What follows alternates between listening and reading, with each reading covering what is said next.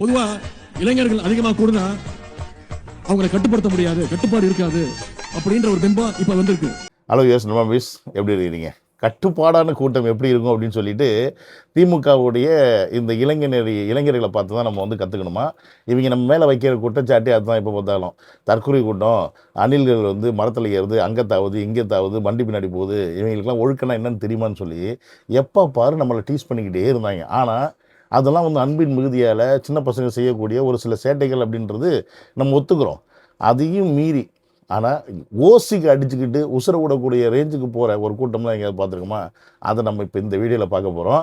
எப்படிப்பட்ட ஒரு கூட்டத்தை, எப்படிப்பட்ட ஒரு மக்களை வந்து இவங்க உருவாக்கி வச்சுருக்காங்க, வளர்த்து வச்சுருக்காங்க, இளைஞர்கள் உருவாக்கி வச்சுருக்காங்கன்றது தான் இந்த வீடியோவில் முழுசாக பார்க்க போகிறோம். இது எந்த மீடியா சேனல் நாயும் காட்டலை. அவங்களாம் தான் முதல்ல செருப்பு கொண்டு அடிக்கணும். இதே விஜய் அவர்களுடைய ஏதாவது ஒரு பிரச்சாரத்துலேயோ ஒரு மீட்டிங்லேயோ ஏதாவது ஒன்று ஆச்சுன்னா அப்படியே எடுத்து போடுறது. இவங்க போடலன்னா என்ன, நம்ம போடுவோம்ல. அதுக்கு தானே விருச்சர் வாரிசுன்னு சொல்லிட்டு உட்காந்துருக்கோம். வாங்க இவங்களை போய் மொத்தமாக வச்சு செய்வோம்.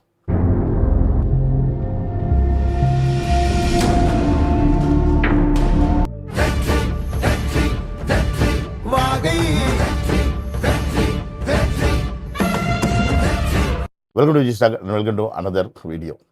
முதல்ல உங்கள் எல்லாருக்கும் ஒரு நன்றியை தெரிவிச்சுக்கிறேன். ஏன்னு கேட்டிங்கன்னா 60,000 சப்ஸ்கிரைபரை தாண்டி இந்த சேனல் போயிட்டுருக்கு. அதற்கு முக்கியமான காரணம் நீங்கள் எனக்கு கொடுக்குற இந்த பேராதரவு தான். இதை மேலும் மேலும் நீங்கள் கொடுக்கணும். சீக்கிரமாக 100K வரணும் அப்படின்றது என்னுடைய ஒரு ஆசை. அது மட்டும் இல்லாமல் இந்த சேனலை வந்து இப்போ நான் தனியாக நடத்திக்கிட்டு இருக்கேன். இதை வந்து ஒரு ஸ்டாண்டர்டைஸ்டு சேனலாக மாற்றணும் அப்படின்ற ஐடியாவும் இருக்குது. அதற்கு உங்களுடைய சப்போர்ட்டு தான் தேவை. அதை வந்து பின் வரக்கூடிய வீடியோக்களில் நான் அதுக்கான விஷயத்தை வந்து உங்கள்கிட்ட வந்து எடுத்து வைப்பேன்.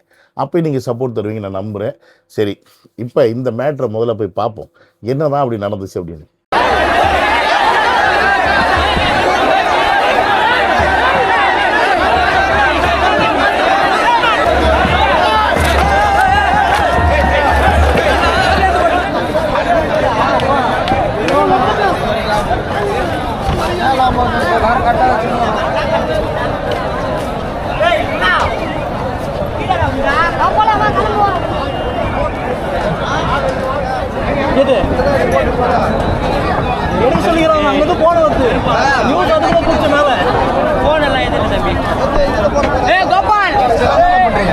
இந்த சம்பவம் தான் இப்போ சோசியல் மீடியாவில் பயங்கரமான வைரல். ஆனால் வேறு எந்த மீடியாலையும் இது வைரலே இல்லை. ஏன்னா அத்தனை மீடியாவும் கொத்தடிமையாக ஆகிட்டாங்க.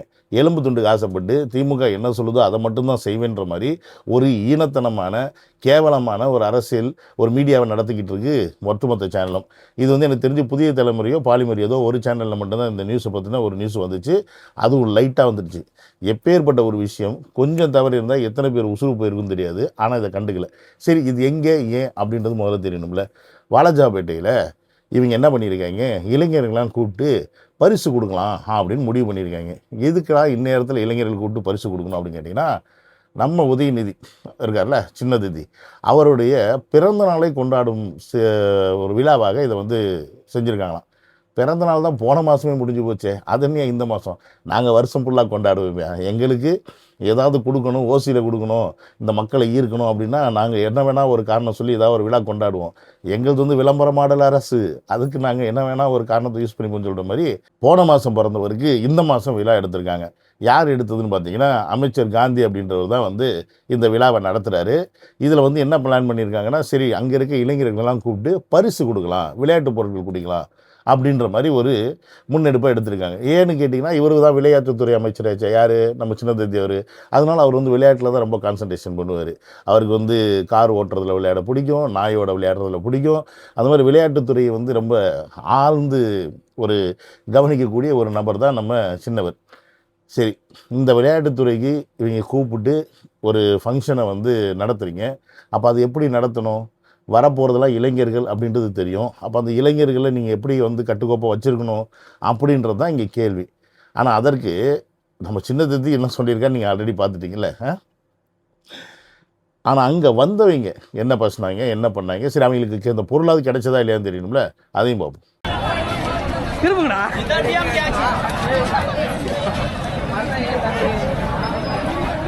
புது கேரம் போர்டு வாங்கிட்டீங்க, எப்படி ஃபீல் பண்றீங்க?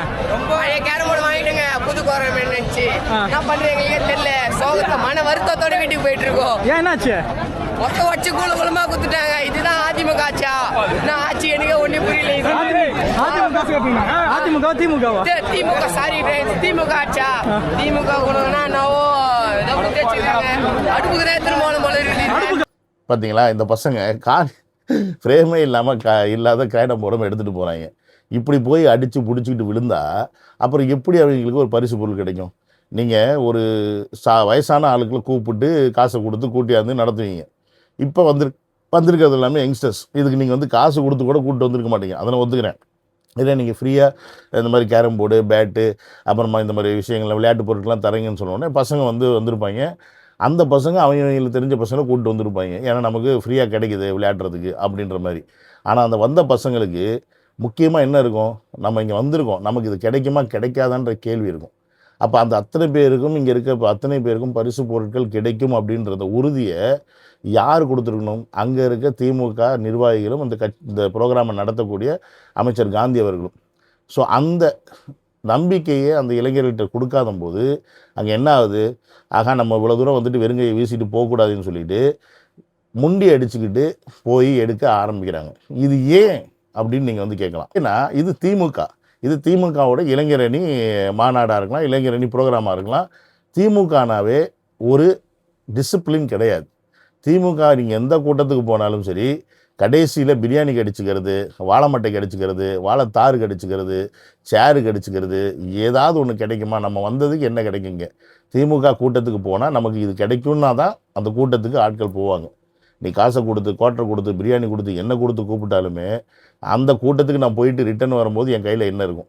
வெறுங்கையை வீசிட்டு நான் வரக்கூடாது அப்படின்ற மனநிலைமையில தான் இந்த கூட்டத்துக்கே போவாங்களே ஒழிய திமுகவோட மேலே இருக்க நம்பிக்கையில் திமுகவோட தலைவர்களை பிடிச்சி அவங்கள பேச்சை கேட்கணும் அப்படிலாம் ஒன்றும் கிடையாது. அது இருக்கிறது 1%, 2% சில தற்கூரி பரதேசி கூட்டம் இருக்கும். அதுங்க மட்டும்தான் அந்த முன்வரிசையில் உட்காந்துருப்பீங்க. நீங்கள் பார்த்துருப்பீங்க. எப்போ பார்த்தாலும் பின்னாடிலாம் காலியாக கிடக்கும், முன்னாடி மட்டும்தான் உட்காந்து ஆணு கேட்டுக்கிட்டு இருப்பாங்க. அவங்களுக்கு எப்படின்னா, நம்ம ஊர்லலாம் இந்த நைட்டில் நாடகம் போடுவாங்க, வெள்ளி திருமண நாடகம் எல்லாம். அதில் வந்து பப்பூன் மாதிரி ஒரு மணி நேரம் வந்து ஜாலியாக பேசிட்டு போயிடுவாங்க. அது வரைக்கும் கூட்டம் இருக்கும். அந்த பப்பூன் முடிஞ்சதுக்கப்புறமா என்ன ஆகும்னா, இந்த வள்ளி திருமணம் மெயின் நாடகம் வரும்போது ஒரு சில கூட்டம் மட்டும் தான் உட்காந்துருப்பாங்க. அந்த மாதிரி தான் திமுக கூட்டமும். பப்பூன் மாதிரி முக்கியமாக வந்து யாராவது பேச்சாளர்கள் இருந்தாலும் அவங்களாம் பேசுகிற வரைக்கும் மேபி இருப்பாங்க. இல்லைன்னா வந்ததுக்கு ஒரு அரை மணி நேரம் இருக்கணுமே, இந்த ட்ரோனுக்கு ஷாட் கொடுக்கணுமே, எனக்கு இருந்துட்டு அப்படியே கலந்து போயிடுறாங்க. இதுதான் திமுக கூட்டம். ஸோ இந்த இடத்துல இது மட்டும் தான் நடந்தான்னு கேட்டிங்கன்னா அது மட்டும் கிடையாது. இந்த தள்ளுமுள்ளில் ஏகப்பட்ட பேருக்கு ஏகப்பட்ட விஷயம் நடந்திருக்கு. அதில் ஒரு பையன் அந்த திமுகவை நாக்கா போடுங்கிற மாதிரி கேள்வி கேட்குறான். என்னன்னு சொல்லி வர வச்சாங்க? விளையாட்டு பொருள் தான் சொல்லி வர வச்சாங்க. முதல்ல 50 பசங்க கூட்டணும் ஆனாங்க. பார்த்தா ஒரு போனு காணா, வண்டியே ஓத்து முடியுது பண்ணுங்க. முன்னாடி போய் பார்த்தா போனு காணா. OnePlus போனு 30,000 ரூபாய். இப்போ பார்த்துருப்பீங்க, அந்த பையனுடைய ஒரு ஃபோன் காணாமல் போயிருக்கு. கிட்டத்தட்ட 30,000 ஃபோன் காணாமல் போயிருக்கு. அதுக்கப்புறம் வேறு என்னென்ன காணாமல் போச்சுன்னு தெரியல. இன்னும் எத்தனை பேருக்கு என்ன காணாமல் போச்சுன்னு தெரியல. அதாவது இவ்வளோ பெரிய ஒரு ப்ரோக்ராமை ஆர்கனைஸ்டாக நடத்தாமல், அதுவும் இளைஞர்கள் வர்ற இடத்துல நீங்கள் வந்து எனக்கு என்னென்னு போய் அடிச்சுங்கன்னா விட்டுட்டிங்கன்னா அப்போ என்ன ப்ரோக்ராம் நடத்துகிறீங்க? அப்போ நீங்கள் என்ன மக்களுக்கு சேஃப்டி எடுக்கிறீங்க? இப்போ இந்த இடத்துல ஒரு சம்பவம் நடந்தால் அது எவ்வளோ பெரிய சம்பவமாக இருக்கும். ஸோ இப்போ புரியுதா, இந்த அரசாங்கத்துக்கு இந்த காவல்துறைக்கும் மக்கள் மேலே நம்பிக்கை அக்கறையே கிடையாது. அவன் எப்படி போனால் என்ன, எக்கேடு கெட்டு போனால் என்ன அப்படின்றது தான் இவங்களோட மனநிலைமை. ஸோ இதுதான் பல சம்பவங்களுக்கும் காரணமாக இருக்குது அப்படின்றத நீங்கள் மறந்துடக்கூடாது. இந்த தம்பி வந்து இப்போ இதை மட்டுமா கேட்குறாப்புல, இன்னொரு விஷயத்தையும் அந்த திமுக பற்றி கேட்குறாப்புல. ஒவ்வொரு ஊரா டீம் நோட் பண்ணிக்கலாம், லிஸ்ட் இருக்குல்ல. ஒரு ஒருத்தர் வந்து பிரைஸ் கொடுக்க தெரியாது. ஆட்டு மந்த கூட்டமா அது மக்களோட உயிருங்க. ஒரு உயிர் போச்சுன்னா யாருங்க பதில் சொல்றது? கொஞ்ச நேரத்துல அசம்பாவிதம் நடந்திருக்கும். எத்தனை உயிர் போயிருக்க, என்ன கொஞ்ச நேரத்துல மிஸ் பண்ணியிருந்தா? மக்களோட உயிருக்கு காப்பாத்த தெரியல. இதுல ஒரு ஆட்சி. மக்களோட உயிர் ஆபத்து கருதி என்ன வரும்? ஒவ்வொரு மக்களும் உயிருங்க சும்மா வந்து நல்லா நாக்கா பிடுங்கிற மாதிரி கேட்டாப்புல இல்லை, நாக்கா பிடுங்கிற மாதிரி. நீங்கள் தானே ப்ரோக்ராம் நடத்துறீங்க, அப்போ நீங்கள் தானே ஆர்கனைஸ் பண்ணணும், நீங்கள் தானே வந்து நிறுத்தி எல்லாத்துக்கும் கிடைக்கும்ன்ற உத்தரவாதம் கொடுக்கணும்.